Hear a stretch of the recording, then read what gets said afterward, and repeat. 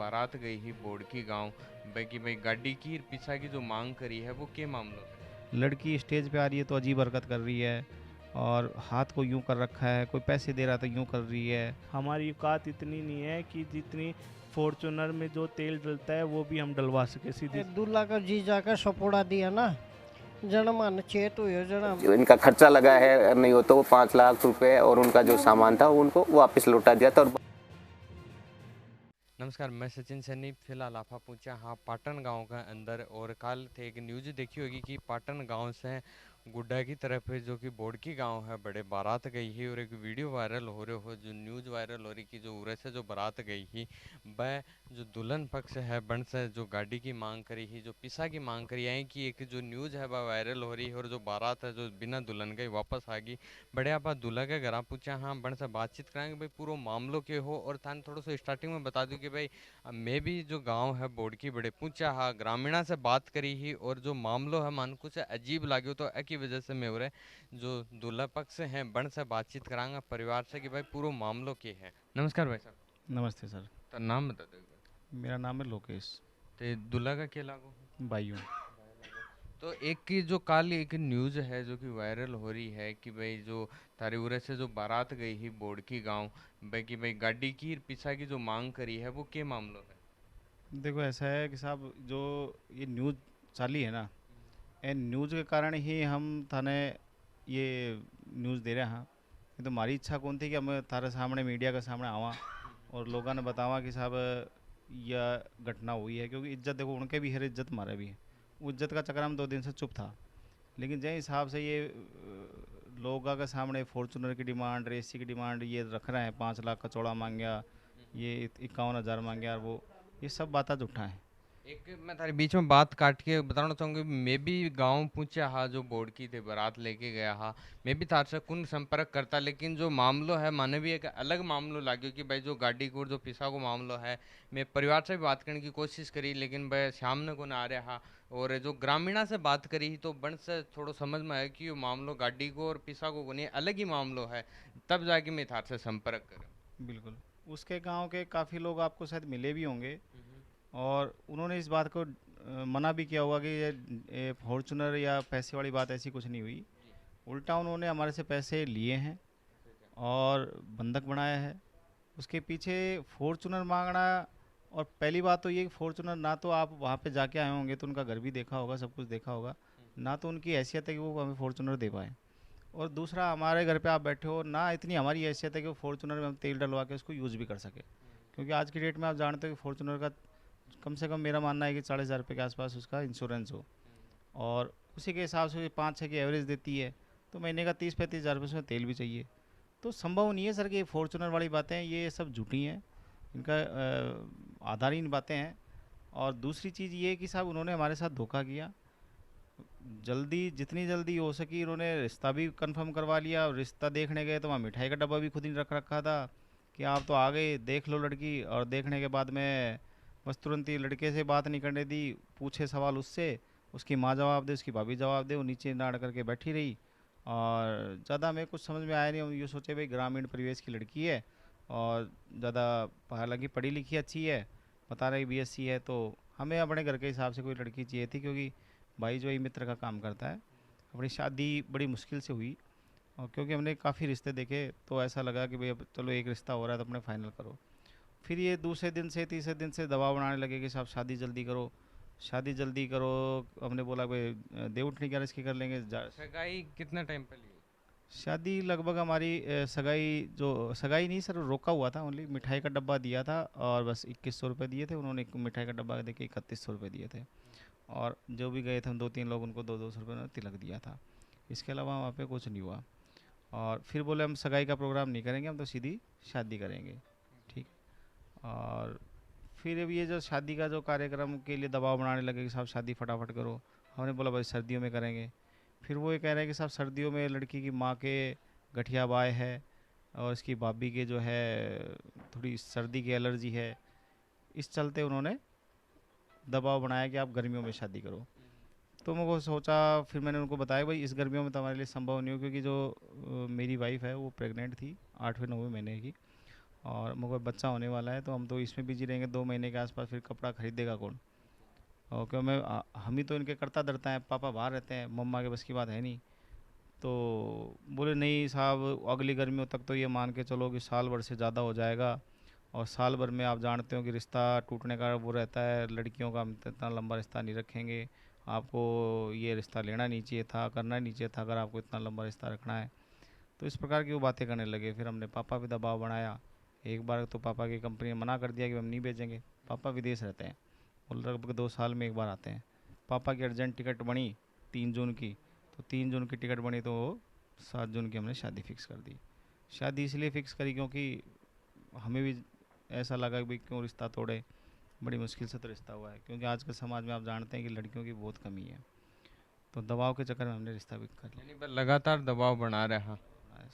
और जब 5 तारीख को जो शादी के दिन हम वहाँ से गए, तो स्टेज का जो कार्यक्रम हुआ, तो उस टाइम वो जो स्थिति थी उस लड़की की, मतलब हर आदमी ये कहने लग रहा था कि भाई आपके क्या कमी थी, या आपके बच्चे में क्या कमी थी जो आप ये काम कर गए। जो भी गांव के लोग गए थे, जो भी फोटोग्राफर थे, और जो भी ड्राइवर वगैरह रुक रहे थे, सब लोगों ने ये बोला, और हम खुद भी अचंभे थे। हमें तो सुन्न हो गए थे कि हमें समझ में नहीं आ रहा था ये क्या हो रहा है। लड़की स्टेज पे आ रही है तो अजीब हरकत कर रही है, और हाथ को यूं कर रखा है, कोई पैसे दे रहा तो यूं कर रही है, नीचे गिफ्ट दे रही है तो गिफ्ट गिर रहा है, मुंह में अंगुली दे रही है, फूल चुग रही है, इस टाइप की बातें करने लग गई वो। तो ये सारी हरकतें देख करके हम अपने उसके भाई से बात करी, पिता से बात करी, तो उन्होंने बातों बातों में बोला कि साहब इसकी नींद की दवाइयाँ चल रही हैं। तो फिर मुझे अंदाज़ा हो गया कि कहीं ना कहीं ये दिमाग की हालत इसकी ठीक नहीं है। तो फिर मैंने उनके पिताजी से, उनके भाई से बोला कि आप जो है ना अपने कमरे में बैठते हैं, क्योंकि आसपास के लोग आपके भी सुन रहे हैं, हमारे भी सुन रहे हैं, इज्जत आपकी भी जा रही है, हमारी भी जा रही है, बैठ के बात करते हैं एक रूम में। तो जहाँ इवेंट हो रहा था उससे फर्स्ट फ्लोर पे जाके हम सब बैठे, और वहाँ बैठ के लगभग हमने 2 घंटे के आसपास बातचीत करी। तो 10-15 लोग उनके थे, 10-15 लोग हमारे थे, सब लोगों ने बातचीत करी। तो उस बातचीत में उन्होंने माना कि साहब ये जो है गलती हो गई हमारी, और 10-15 दिन से जो है ना और इसका इलाज करवा देंगे और ये नॉर्मल हो जाएगी और सारी चीज़ें हैं। तो इस दौरान मैंने क्या किया कि साहब, यानी वह चीज़ मानी कि जो दिमाग की प्रॉब्लम है, दिमाग की प्रॉब्लम की उसने माना कि ये दिमाग की प्रॉब्लम है और सारी चीज़ें हम मानते हैं। और फिर उन्होंने माफ़ी भी मांगी, लेकिन आप इसका फेरे ले जाओ और 10-5 दिन में हम इसको ठीक करा देंगे, और आप भी इलाज कराना, इसका मेडिटेशन कराना, मेडिटेशन से लाइफ टाइम चलेगा और वो चलेगा। ये तो लाइफ टाइम की बातें हैं। मेरे पास कुछ रिकॉर्डिंग है। इस दौरान मैंने क्या करा कि एक फ़ोन में रिकॉर्डिंग चालू करवाई थी कि सब ये सारी बातें रिकॉर्ड हो जाएं, कल को पता नहीं क्या हो क्या नहीं हो। तो वास्तव में मैंने रिकॉर्ड कराया तो मेरे काम भी आएगा। देखो मैं आप एक बार रिकॉर्डिंग है वह भेज दो, जो रिकॉर्डिंग है थे भी सुन सको कि जो इनके साथ में जो बड़े बात हुई है, जो कमरे के अंदर थे बता रहे हूँ। दौर से गुजरे बैठा, और मैंने ना शायद आप ज़िंदगी में नहीं कर सकते इतनी मेहनत मैंने उनके ना यहाँ तक कि कपड़े के बाद ना उनके नहलाना धुलाना तक किया, शायद ही आप बैठे उन्होंने नहीं किया होगा शायद इतनी मेहनत। लोगों ने ये सुनो भाई साहब, मैं बताऊँ आपको, लोगों ने ये कह दिया कि ये तो बोला अंतिम दौर में है, बोले बच ही नहीं सकती। मैंने इतनी मेरे पास एक लेक्चरर साहब आए थे, आपकी बात का जवाब आप बोल, एक लेक्चरर साहब आए थे, वो साहब मेरे दोस्त की समय पहले लड़की भेजी थी मेरे, आज मेरा उसको तलाक, सब जैसे कहते हैं ना मतलब मौत के मुंह से मैं लेके आऊँ, आपकी बात आज आपके सामने ये देखो भाई, अब मैं बताऊँ आपके जवाब का जवाब। और आप देखो तो मैं केस देता हूँ, आपको देता हूँ, मेरे गारंटी 1 साल 2 साल 3 साल मैं कह रहा हूँ, मैं तो खुद केस ये कह के ये लेता हूँ, डॉक्टर मेरी गारंटी हाँ नहीं भाई है। गारंटी हो जाएगी, दिक्कत क्योंकि मैं मेरी वाली स्थिति बता रहा हूँ। दिक्कत वो नहीं है कि साहब वो रिकवरी होगी,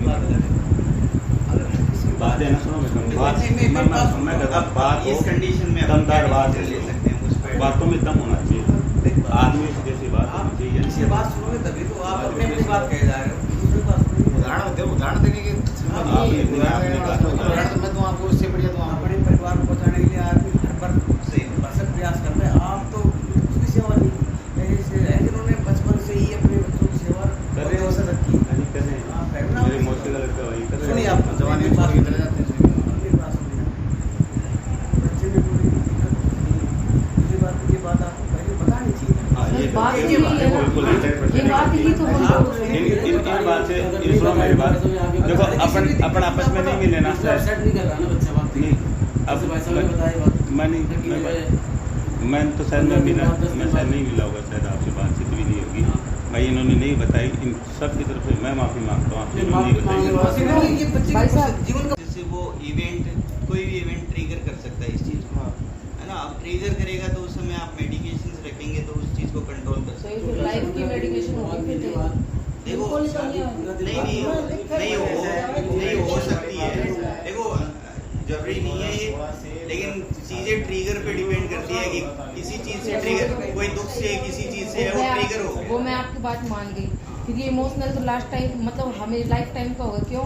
अब वो 5 दिन यहाँ रहेगी, 10 दिन वहाँ रहेगी, फिर वो इमोशनल तो चेंज ही होता रहेगा, फिर हम क्या करेंगे? वो तो चीज़ उसका जवाब दो। ऐसा नहीं है, ट्रीटमेंट वो ये कह रहे हैं कि इमोशनली ऐसे होगी क्योंकि माँ के पास ये नहीं, मैं ये नहीं कह रहा, मैं ये कह रहा हूँ इस तरह के केसेस में जनरली ये होता है। इसके साथ क्या होगा? नहीं, वो चीज़ मैं उसी का तो बता रही हूँ, क्योंकि ये तो चेंज होता रहेगा, कभी इधर जाएगी कभी उधर जाएगी। देखो आपको, अगर मैं आपको 2016 का ये जो दे रहा हूँ, अगर मैं आपको किसी भी 2010 का देता हूँ तो आप ये समझोगे कि इसको जो प्रॉब्लम है इसको 2010, मैं आपको एक जुकाम का प्रिस्क्रिप्शन देता हूँ, आप बोलोगे इसको 10 साल से जुकाम है, बोलोगे? देखो नहीं, मैं समझ रहा हूँ आपको, हम वही चीज़ बोल रहे हैं, हम उस चीज़ में, लेकिन उस टाइम पे क्या होगा ना, अगर इनका सपोर्ट रहेगा, हमारा आगे का डिसीजन लो, उस चीज़ को समझेंगे, अगर उस चीज़ को समझेंगे तो वापस जब उसी माहौल में आएंगे ना तो वो इतना चेंजेस नहीं है।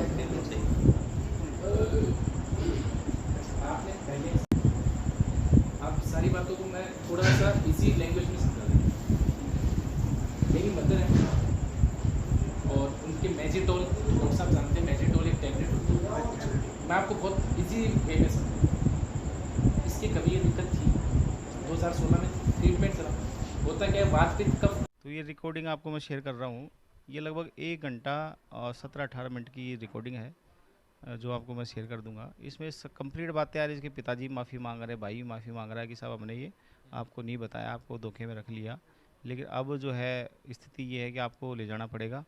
और फिर मैंने उसको साफ मना कर दिया कि साहब ऐसी स्थिति में मैं नहीं ले जा सकता, क्योंकि ऑलरेडी काफ़ी केसेस सुने हुए हैं कि साहब लड़कियां जो हैं शादी के बाद में या बच्चा होने के बाद में स्थिति इनकी और ट्रिगर करती है। उनके जो भाई था डॉक्टर है, उसका खुद का कहना है कि साहब ऐसे इवेंट वगैरह में या इमोशनल चीज़ों में, इस रिकॉर्डिंग में आ रहा है कि इमोशनल वगैरह होती है तो इसका ट्रिगर का काम करती हैं। तो ये आए कि एक बार मैं बीच में कट गई भाई, जो सगाई हुई ही जो टाइम में आएगी कोई बात कौन बताएगी था? नहीं सर, उन्होंने कुछ नहीं बताया, मैं ऐसा कुछ बताते तो इतना झगड़ा होता ही नहीं, और अगर ये बातें बताते तो क्या पता हम रिश्ता करते ही नहीं। और फिर वहाँ पे ये भी बातें करने लगे कि जब स्टेज का प्रोग्राम होने से पहले कि साहब पहले हम फेरे करवाएंगे, हमारे यहाँ पे रीति रिवाज फेरे का है। तो फिर हमने वहाँ पे ऑब्जेक्शन करा कि भाई मेरी बारात गांव से आई हुई है, 10-20-50 लोग आए हुए हैं, 100-50, तो ये लोग देखेंगे भाई बहू कैसी है कैसी नहीं, तो ये देखेंगे तो सही। स्टेज का प्रोग्राम हमारा या उनका कोई ज़्यादा बड़ा एरिया का फ़र्क है नहीं, जब हमारे यहाँ पे स्टेज का होता है तो वहाँ पे अलग से होगा नहीं। तो मैंने उनके भाइयाँ वगैरह जो और बैठे थे, उनके रिलेटिव वगैरह, उनसे बात करी कि भाई आपके यहाँ पे फेरे पहले होते हैं? बोले ऐसा तो कुछ नहीं है, वो स्टेज का पहले होता है। बोले हाँ स्टेज का पहले होता है। तो 2-4 लोगों से बात करी तो उनके पिताजी ने हाँ कर ली, चलो स्टेज करवा लो पहले। फिर हम वहाँ से उठ के चलने लगे, तो सब हम नीचे उतर के आराम आराम से बच्चों को उठाया, जो नीचे सो रहे थे कुर्सियों पे, कोई वगैरह वगैरह लेडीज़ वगैरह थी, सबको लेकर के गाड़ियों में बैठे। 3 गाड़ियाँ रुकी हुई थी, एक दूल्हे की, एक मेरी, एक बुलेरो गाड़ी और थी। तो उनमें सब में बच्चे बैठाए, आराम से अपने सामान वामान रखा।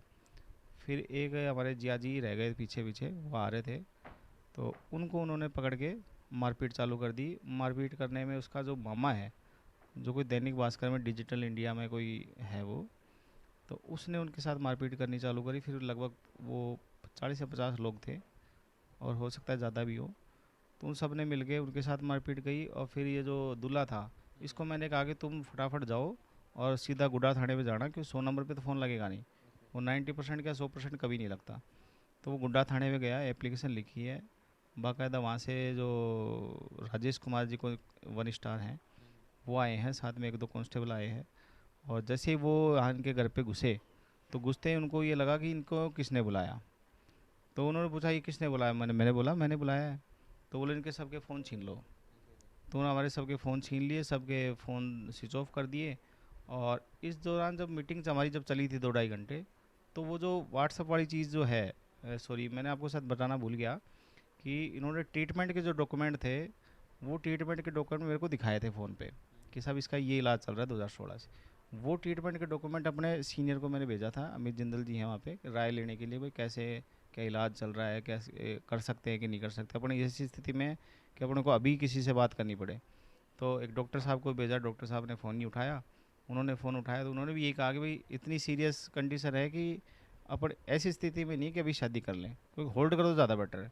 वही चीज़ मैंने उनको कही, भाई आपकी भी इज्जत है, दोनों का इवेंट हो चुका, तो अपन इस चीज़ को होल्ड करते हैं और होल्ड करने के बाद में 2-4-5 दिन में अपन फेरे फिर ले जाएंगे और आपका भी जीवन का प्रोग्राम हो गया, हमारे भी वहाँ मेल का जीवन का प्रोग्राम हो गया, तो अपन पैसा हो रहा है दोबारा तो लगाएंगे नहीं।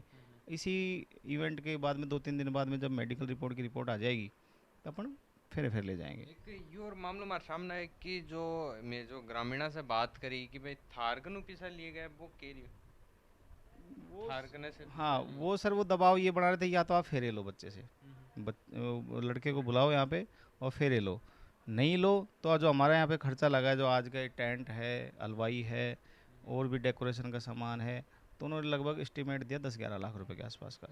बोले ये पैसा अब हमें दो और फिर आप जाओ। तो हमने उनको मना कर दिया कि हम एस्टिमेट आपने बता तो दिया, हम क्यों दें, क्योंकि गलती हमारी नहीं है, जो गलती है वो भुगतेगा। और आपको तो चाहिए कि मेरा जो खर्चा लगा वो भी दो आप। तो मेरी बात जायज़ थी, पर वहाँ पे कोई मानने वाला नहीं था, क्योंकि सारे ग्रुप 40-50 लोग उसी के थे। हम तो 6 बंदे बड़े बंधक बना रखे थे उन्होंने, और वो माने नहीं इस चीज़ को। तो ये सब तो सर इस प्रकार से हुआ। और सुबह फिर यहाँ से हमारे सरपंच जी गए हैं और 2-4 लोग गए हैं, और ये सब मार पिटाई उन्होंने ज़्यादा करी तो पापा घबरा गए, और मेरे साथ मारपीट करी, फूफा जी के साथ मारपीट करी, तो उन्होंने पैसे के लिए हाँ कर दी। तो हम 5 लाख रुपए दिए हैं, जो इन्होंने सामान भेजा था वो सामान इनको लौटाया है, जब जाके हमें इन्होंने छोड़ा है। तो इतनों कुछ होने का बाद में और जो पिसा हैं जो कि 5 लाख है थारकनु ही लिए हैं, बक बावजूद भी है जो गाड़ी आड़ी है और कि भाई मार्गनु 5 लाख मांगे हैं, ये आई की खबर है थार से कोई न्यूज़ चैनल वाला जो कि जो खबर चला रहे हैं, जो और भी पूछा होगा तो कोई बात कौन करेगी? नहीं सर, आज से पहले तो अभी मान लो कि आप आए हैं, अभी साथ में और भी आ रखे हैं, इससे पहले हमने किसी को संपर्क करने की कोशिश नहीं करी। एक आधे फ़ोन आए तो कोई हाँ सब हमने सबको मना ही करा कि सब देखो दोनों की इज्जत जाती है, आप रहने दो। तो फिर जब ये जो बातें जब ज़्यादा बढ़ती चली गई, बार बार वीडियो और आ रहे हैं, सोशल मीडिया पे आ रहे हैं, लोगों के हमें फ़ोन आ रहे हैं, तो हमारी देखो सब इज्जत जा रही है। अभी इस इज्जत को बचाने के चक्कर में हमें आपके सामने आने पड़ रहा है, नहीं तो इससे पहले हमारा इरादा नहीं था कि अगर जो भी है उनकी गलती थी, हमारी गलती थी, अब इज्जत तो दोनों की है, तो अपन क्यों बेफालतू किसी के सामने आकर के लोगों की वो करें। नाम क्या है? नीतीश टेलर। तारी सगाई कितने टाइम पहले हुई? मेरी सगाई 2-2.5 महीने पहले, तकरीबन 2-2.5 महीने पहले हुई थी। अंदाजन हाँ 2-2.5 महीने पहले। कौन सा गांव? मेरी सगाई बोर्ड की गांव में हुई थी, उदयपुरवाटी विधानसभा क्षेत्र पड़ता है, जो गुड्डा का गुड्डा के पास है। तो लड़की का नाम क्या? लड़की का नाम निधि टेलर है।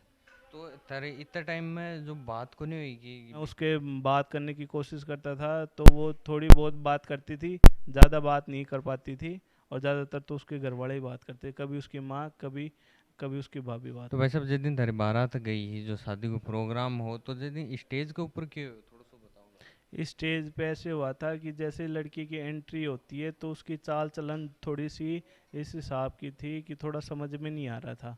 जैसे नॉर्मल लड़कियां जैसे चलती है ना, उस हिसाब की उसकी चाल चलन नहीं थी। और जैसे वह स्टेज पर आशीर्वाद के लिए वहाँ पे आती है तो वो कुछ ऐसी हरकतें करने लग जाती है, जैसे कभी दांतों में उंगली देना, कभी अपने पैरों को मतलब कि खींचना, कभी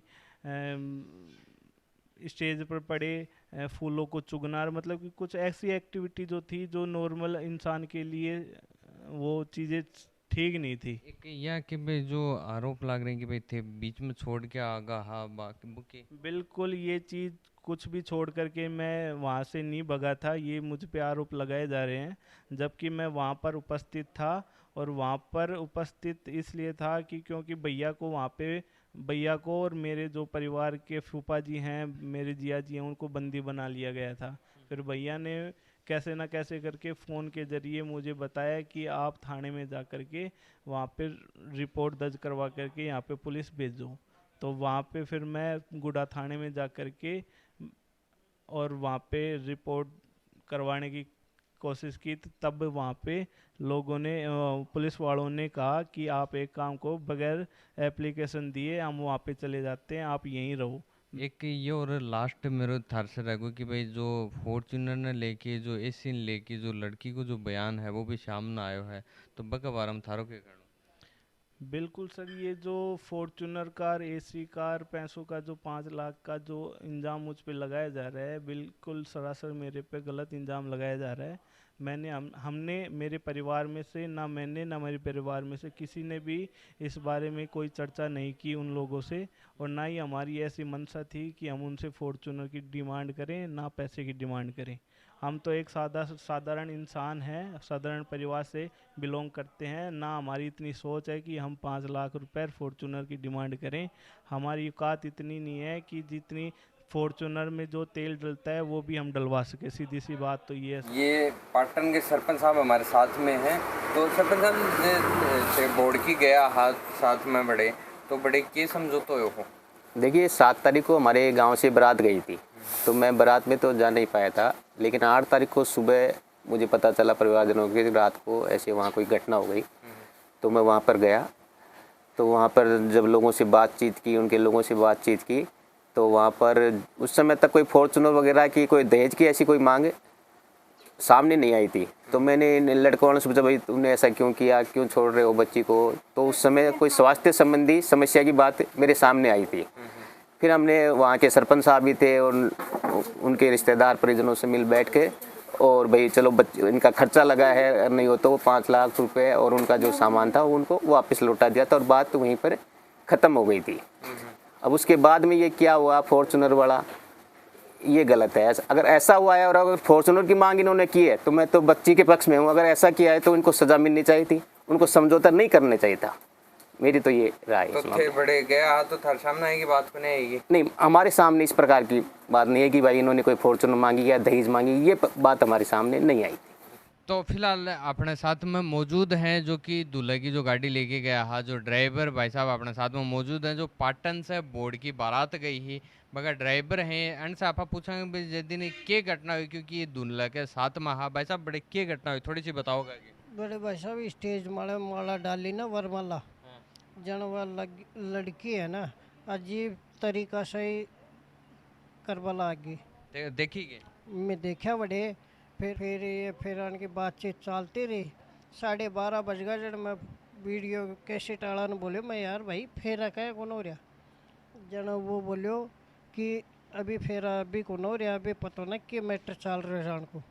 फिर मैं तो सोगा बड़े ऊपर ओल में, जब दूल्हा का जी जाकर सपोड़ा दिया ना, जन मन चेत हुए, जन हम तो हमारी गाड़ी स्टार्ट कर और दूल्हा ने बैठा कर और 42 वाला ने बैठा कर थाना के पास आ गया। तो एक ये कि भाई जो दूल्हे के ऊपर आरोप लग रहे हैं कि दूल्हो छोड़ के आपका गांव भाग के आगो, तो नहीं गाड़ी सुबह आई है मेरी, अरे बुझ लीजिए गांव में सुबह मेरी गाड़ी आई है, वन की रिश्तेदारी में लेडीज ने बैठा रहा है, हम रात ने मैं थे अड़े आराम करो मैं जा रहा। फिर मैं गाड़ी का खड़ा रही अड़े थाना का ये साइड में, और अगर वह ये कीजिए ना कि ये दूल्हो भाग गो गाड़ी भाग गई, तो थे थाना का कैमरा न चालू कर देख सको जो कि गाड़ी कितनी बजे तक बड़े खड़ी थी। जो थारा पे जो आरोप लागना है जैसा वो लाग गया कि मैं लास्ट थार से कि भाई आगे को थारो के रहेगो कि भाई थारे पे जो गाड़ी का जो आरोप लागे हैं, जो पीछा का आरोप लागे हैं, थारे साथ में मारा छिड़ी भी हुई है बड़े, तो आगे थे कि नहीं लोग? मेरा निर्णय ये है कि सर मैं खुद भी एक एडवोकेट हूँ, वो थोड़ा सा कि कानून के ज़्यादा जानकार हैं तो ज़्यादा कानून से डरते हैं, लेकिन जब अंत में जब ऐसी चीज़ें हो रही हैं तो हमें साहब कानून की मदद लेनी पड़ेगी। मैं बाकायदा इनकी एफआईआर भी कराऊंगा, बाकायदा कोर्ट कचहरियों में जो भी मानानी का दावा होगा या और भी कोई केसेज होंगे मैं सब करूंगा, इनको अब बख्शूंगा नहीं मैं, क्योंकि जो इन्होंने ये मेरे साथ किया है, मेरे परिवार के साथ किया है, इनको इतना सबक सिखाऊंगा कि पूरी कोई दूसरा भी नहीं सोचेगा कि इस प्रकार से हम धोखा किसी के साथ करें। चलो भाई साहब धन्यवाद। एक जो आपा भाई साहब से बात करी है, जो पूरी जो बारात लेके गया हा, और जो थे देख रहा हो जो न्यूज़ चल रही है भाई कि भाई थान कारण लाग रहे होगो कि दहेज मांगने पे 5 लाख रुपया मांगना, और जो फॉर्च्यूनर गाड़ी मांगने की वजह से या शादी टूटी है, यो कारण ना हो के जो कारण जो बता रहे हैं जो पूरा सबूत के साथ में थे। वीडियो के अंदर देख पा रहा होगा कि जो मेडिकल रिपोर्ट है वह भी जो मेंशन कर रहे हैं वह थे, देख पा रहा होगा कि जो लड़की है जो मेंटली थोड़ी प्रॉब्लम है बकी वजह से जो ये शादी नहीं होने को कारण है। और बन दूसरों तरीकों जो दिए गए हैं लड़की पक्ष की तरफ से कि जो लड़का है वह गाड़ी मांग रहे हैं और जो बीच में छोड़ के चल गए हैं वो कारण बनाए जा रहे हैं ने। और पूरा वीडियो देखने के बाद में जो आपा लड़का पक्ष से जो बनका भाई है बन से बात करी है तो थारो के खानो है कमेंट करके ज़रूर बताओगा। और वीडियो ज़्यादा से ज़्यादा शेयर ज़रूर करिए कि भाई लोगों के सामने आवे कि भाई सच के है।